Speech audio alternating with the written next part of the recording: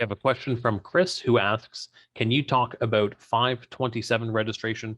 Can you also talk about labor union registration? Do they have to register all of their IEs individually? 527 registration, 527s are just political campaigns by a different name. They go through Campaign Verify, that process that we've been talking about already.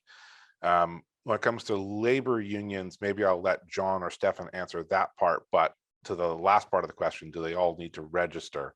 I believe by IEs, they're talking about locals. And it goes back to what Brian was just saying about who the perceived sender is. So if the content that you're messaging is from a local to the local members, then that local needs to be registered.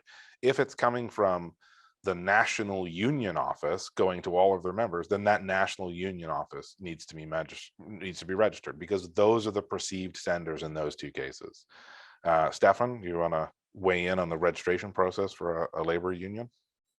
The registration process from our perspective would be the same process where they would come into the registry, and we'd be looking at what status comes back from Aegis, and based on that status being able to look at if there are any other necessary paperwork that we may need to verify them.